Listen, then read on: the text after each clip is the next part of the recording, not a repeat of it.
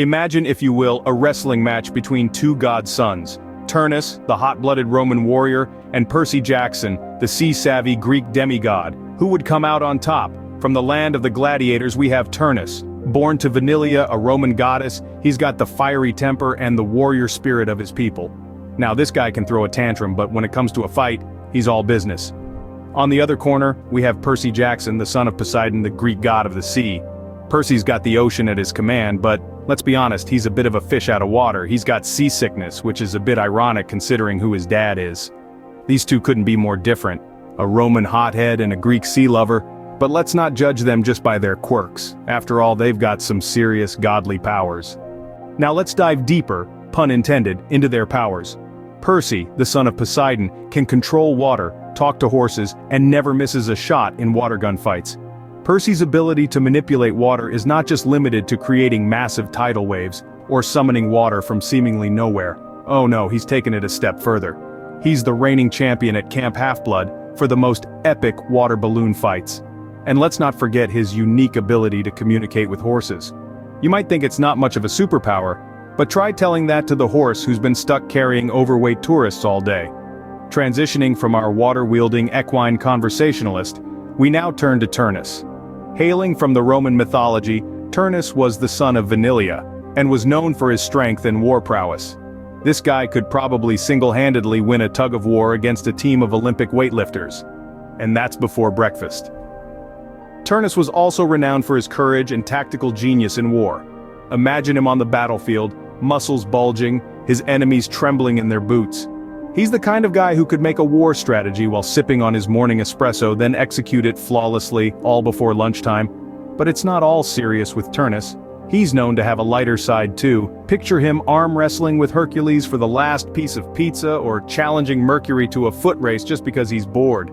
This guy knows how to bring the fun to any situation as long as it involves a little competition. So we've got a water-bending, horse-whispering demigod and a super-strong war hero. It's like a comic book crossover nobody asked for. And you know what? It's going to be an epic showdown. So buckle up, folks, because the real battle is about to begin. How would a fight between these two go down? Let's set the scene. They're in an arena surrounded by cheering gods and goddesses. Percy has a super soaker, Turnus a sword. The air is charged with anticipation. The gods are all placing bets, some favoring the son of Poseidon, others the Roman champion. Imagine this. Percy, cool as a cucumber, wields his super soaker like a pro. He's got the water element on his side and he's not afraid to use it. On the other side, Turnus, the embodiment of brute strength, is flexing his muscles, his sword gleaming under the divine lights. He's a formidable opponent, no doubt about it. This is a man who's faced down heroes and monsters alike, his sword always by his side. The fight kicks off. Percy, being his usual creative self, uses his water powers to create a huge wave in the arena. The crowd gasps, the gods are on the edge of their seats. Turnus, however, is unfazed. He charges at Percy, his sword cutting through the wave like butter. Our Greek hero, quick on his feet, dodges and retaliates with a water jet, aiming straight for Turnus. The Roman, however, is too quick. He sidesteps, his sword swinging in a wide arc. The crowd is in an uproar. The gods are loving the spectacle. As the battle progresses, it becomes a game of cat and mouse. Percy, using his water tricks, keeps Turnus at bay. The Roman, on the other hand, relies on his brute strength, trying to get close enough to land a blow with his sword.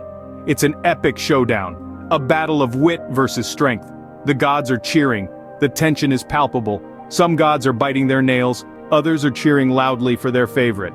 The battle is intense, the stakes are high, but both Percy and Turnus are not backing down. This is a fight to the finish.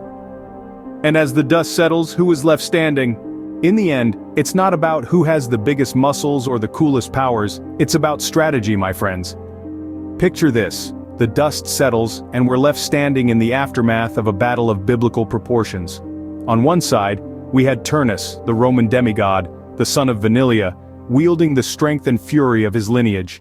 He fought with the courage of a lion, the raw power that could shake mountains, and the pride that could rival the gods themselves.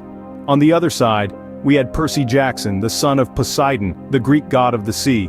Percy's power was not just in his control over water, but in his ability to adapt, to change like the sea itself. He fought not with the brute strength of a tidal wave, but with the patience of a slowly eroding shoreline, wearing down his opponent over time. The battle was intense, fierce, and evenly matched, but as the dust cleared, one figure stood victorious.